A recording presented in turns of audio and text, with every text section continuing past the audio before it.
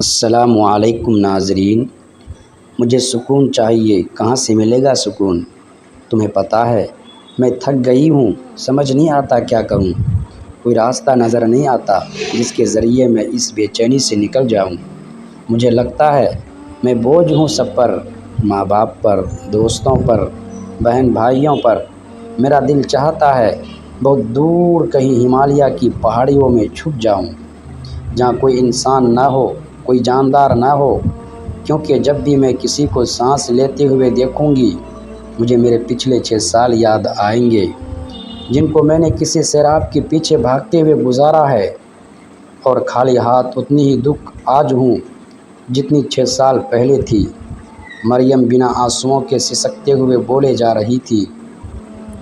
شاید پچھلے 6 سال کا درد جو وہ دل میں رکھی ہوئی تھی، آج اس کو ایک ہمدرد کے سامنے نکالنے کا موقع ملا تھا، اور ہمدرد بھی ایسا جس سے نہ کوئی خاص دوستی تھی، نہ کوئی خاص ملاقاتیں ہوئی تھیں، بس ایک عجیب کشش تھی اس میں کہ انسان کا نہ چاہتے ہوئے بھی سب کچھ بول جاتا تھا۔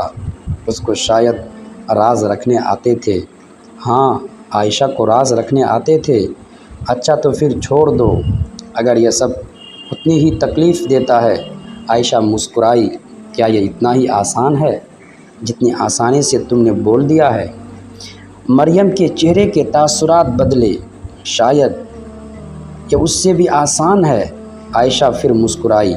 تم کیسی باتیں کر رہی ہو؟ کیا تمہیں پتہ ہے میں 6 سال سے انہیں اپنے دل سے نہیں نکال پائی، اور تم کتنی آسانی سے بول رہی ہو چھوڑ دو، بھول جاؤ۔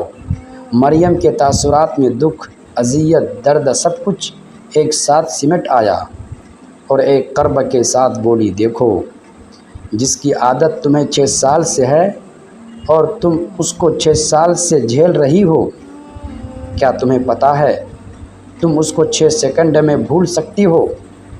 اب عائشہ کے لہجے میں نرمی تھی۔ چلو ٹھیک ہے، تمہیں لگتا ہے 6 سیکنڈ کم ہیں، کچھ اور پل لے لو، یا شاید تمہیں کچھ گھنٹے، کچھ دن یا کچھ ہفتے چاہیے۔ اور تم جس کو 6 سال سے نہیں چھوڑ پائی، اس کا مطلب یہ نہیں تھا تم سے چھوڑا نہیں گیا، بلکہ تم چھوڑنا ہی نہیں چاہتی تھی۔ لمبا سانس خارج کیا اور مریم کے چہرے کی طرف دیکھا جہاں اب کوئی تاثر نہیں تھا۔ تمہیں پتہ ہے قاسم علی شاہ کہتے ہیں ایک عادت کو چھوڑنے میں زیادہ سے زیادہ 21 دن لگتے ہیں، لیکن اس صورت میں اگر آپ چھوڑنا چاہیں تو، ورنہ ساری زندگی لگے رہیں، کچھ حاصل نہیں ہوگا۔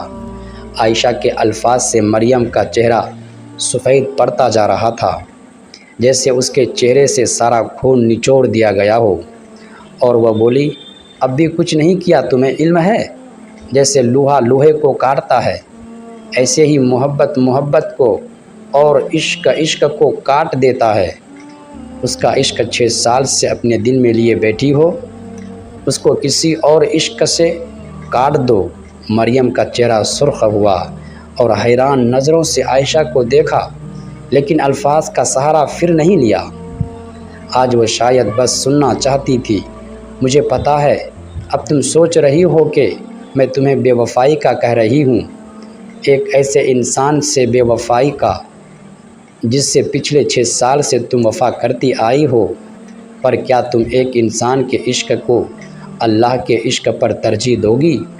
عائشہ کی بات پر حیران تاثرات لیے مریم شاید سمجھنے کی کوشش کر رہی تھی، پر شاید میں تمہیں آدم کے عشق سے آدم کے رب کے عشق تک لے کر جانا چاہتی ہوں۔ تم آدم کے عشق کی جڑیں آدم کے رب کے عشق سے کاٹ دو اور امر ہو جاؤ۔ تمہیں بوجھ لگتی ہے نا زندگی، تو میں تمہیں ایک آیت سناتی ہوں جس میں اللہ پاک فرماتے ہیں، اعوذ باللہ من الشیطان الرجیم وفی انفسکم افلا تبصرون۔ ترجمہ، اور کیا تم اپنے آپ کو نہیں دیکھتے؟ سورہ الذاریات۔ اس آیت کو غور سے پڑھو، دیکھو تمہارا رب تم سے کیا کہہ رہا، سنو اس کی بات اور اپنے ہی من میں ڈوب کے زندگی کا سراغ حاصل کر لو۔ کیا تم اپنے اندر نہیں دیکھ رہی تمہارے رب نے کیا کیا رکھا ہے؟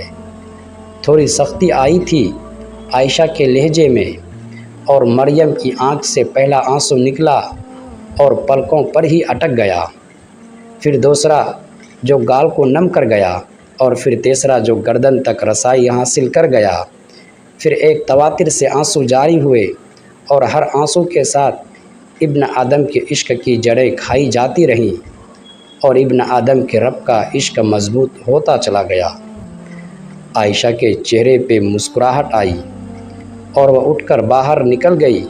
مریم کو موقع دیا گیا تھا، آدم کے رب سے باتوں کا راستہ وہ دکھا چکی تھی، اور اگلا کام اللہ کا تھا۔